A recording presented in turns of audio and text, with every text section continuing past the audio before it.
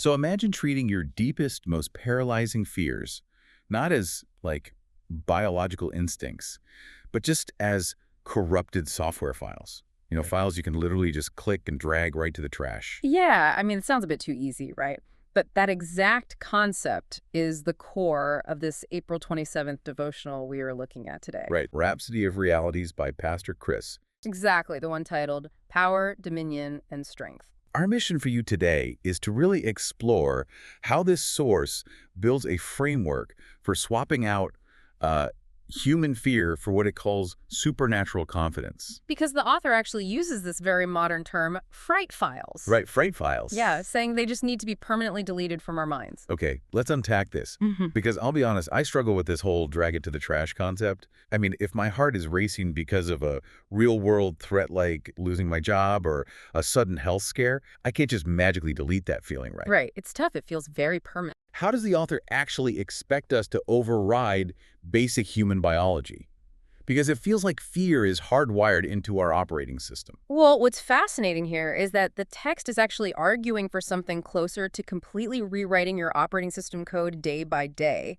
It's not just a quick click of a mouse. Oh, so it takes actual work. Yeah, exactly. The author sets up this contrast between two really distinct states of being. First, there's the natural man, which is his term for our default, stress-driven human state. The one that reacts to every unknown with fight or flight panic. You got it. That's the corrupted operating system. But the alternative is what he calls a supernatural identity. So wait, is this just about, like, ignoring reality? No, not at all. It's a state of mind achieved when you fully trust the promises outlined in the source text. For instance, he leans really heavily on Ephesians 6:10 and 2 Timothy 1:7. Ah, right, the verse about having a spirit of power and a sound mind. Yes, exactly. God gives a spirit of power, of love, and of a sound mind, not a spirit of fear. The argument is that fear just isn't your true baseline. So once you accept that sound mind code, the old biological limitations just become entirely obsolete. Pretty much, yeah. That default panic gets overwritten. Okay, but if we inherently have this power, how does the text say we actually activate it? Like, we say we want to delete that corrupted fear file, but how do we actually find the keyboard? Well, that's where the text introduces a pretty strange metaphor for this process. It points to James, specifically James chapter 1, verses 23 through 25. Oh, the mirror metaphor. Right. The author essentially compares God's word to a mirror. But the way it's phrased in James is wild. I mean, it describes someone looking at their own face in a mirror, walking away, and then immediately forgetting what they look like. It does sound a bit absurd on the surface. Yeah, you don't just forget your own face. But I guess, isn't that exactly what happens when daily anxieties take over? Oh, absolutely. Like, we might wake up feeling confident, we step out the door, a crisis hits, and we completely lose sight of who we're supposed to be. That is the exact trap the text is warning against. And if we connect this to the bigger picture, the mirror metaphor is really all about deliberate action. What do you mean by that? Well, when that sudden panic hits, your default biology, that natural man we talked about, it desperately tries to take over.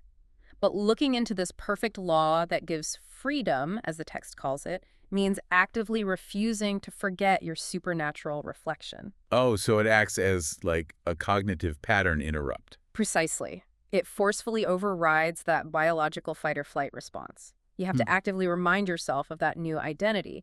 So the default fear response just doesn't stand a chance. It stops the spiral before it starts. Exactly. Yeah. And by insisting you possess this power, the author says you can dominate the elements of this world and live in a, quote, perpetual victory parade. A perpetual victory parade. Wow, that is quite the visual. It really is, isn't it? So what does this all mean for you listening right now? The takeaway here isn't just about trying really hard not to be scared, right? No, definitely not. It's about fundamentally changing the baseline of how you view your challenges.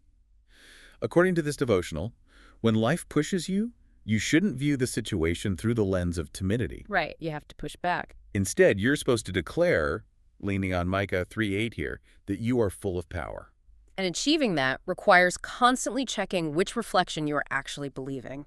Which brings us to a final thought for everyone to chew on today. Yeah. If fear is truly just a symptom of forgetting our spiritual reflection, what fright files are you currently leaving open on your mental desktop? And could you delete them right now, simply by changing the mirror you choose to look into? We trust you were blessed by this episode.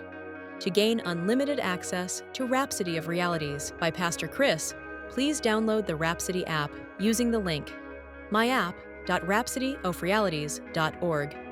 God bless you.